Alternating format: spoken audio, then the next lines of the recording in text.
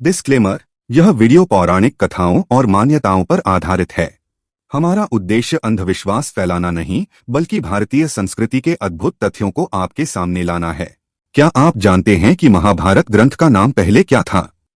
या कौन से राजा थे जो कुरु और पांडवों को युद्ध के चलते खाना खिलाते थे?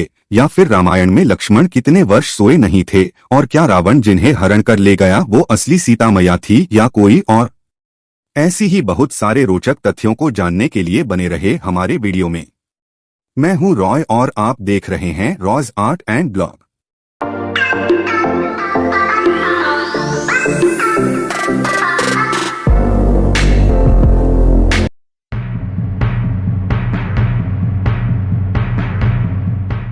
महाभारत ग्रंथ, जिसका पहला नाम जय संहिता जिसका मतलब विजय था, जिसमें 8,800 से 10,000 श्लोक थे। इसके बाद इसमें शामिल हो गए ऋषि वेद व्यास के शिष्य वैशंपायन द्वारा राजा जन्मेजय को सुनाए गए कुरुवंश के विस्तृत कहानी।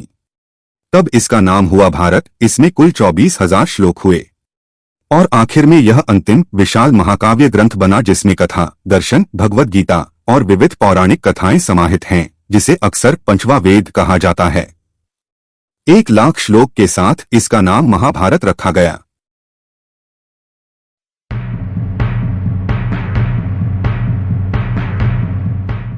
वाल्मीकि रामायण के अनुसार रावण ने असली सीता का अपहरण कर लिया। उन्हें अशोक वाटिका में कैद कर लिया गया। बाद के ग्रंथों जैसे अध्यात्म रामायण, कूर्म पुराण, ब्रह्मा वैवर्त पुराण और रामचरितमानस में यह मान्यता है कि रावण की योजना को जानकर राम ने अग्नि देव से असली सीता की रक्षा करने का अनुरोध किया।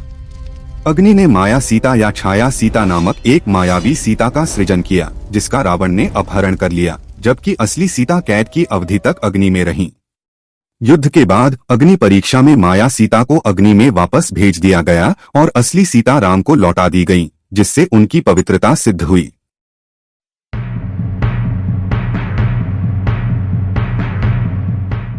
उडुपी के राजा ने युद्ध न करने का निर्णय लिया और इसके बजाय दोनों पक्षों के सैनिकों को भोजन कराने का विकल्प चुना, जिनकी संख्या कभी कभी लाखों में होती थी। राजा ने 18 दिनों तक चलने वाले इस विशाल भोजन वितरण अभियान को अविश्वसनीय कुशलता से संभाला। राजा स्वयं प्रतिदिन रात को भगवान कृष्ण को उबले हुए मूंगफली परोसते थे। कृष्ण द्वारा खाई गई मूंगफली की संख्या अगले दिन मरने वाले सैनिकों की संख्या के सीधे अनुपात में होती थी, जिससे राजा को भोजन की तैयारी को तदनुसार समायोजित करने में सहायता मिलती थी।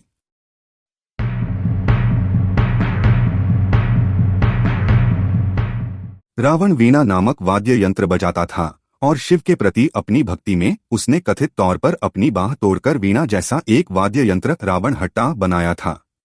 पौराणिक कथाओं के अनुसार जब रावण शिव के पैर के अंगूठे से कैलाश पर्वत के नीचे फंसा हुआ था, तो उसने अपनी संगीतमय भेंट के लिए तारों के रूप में उपयोग करने के लिए अपनी बाह से अपनी ही नसें निकाल लीं। रावणहट्टा या रावण हस्त वीणा परंपरागत रूप से बकरी की खाल से ढके आधे नारियल के खोल के ध्वनिद्वार, बांस की गर्दन और घोड़े के बालों के तारों से बनी होती है। इस घोर तपस्या और उससे उत्पन्न संगीत शिव तांडव स्तोत्रम ने भगवान शिव को इतना प्रसन्न किया कि उन्होंने रावण को मुक्त कर दिया और उसे चंद्रहास नामक दिव्य तलवार प्रदान की।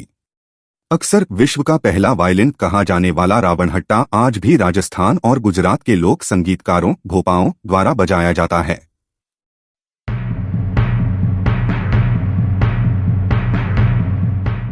राम सेतु का निर्माण वानर सेना के 2 सदस्यों नल और नील के नेतृत्व में हुआ था। नल दिव्य वास्तुकार विश्वकर्मा के पुत्र थे। सेना ने विशाल शिलाखंडों, चट्टानों और मिट्टी के मिश्रण का उपयोग किया।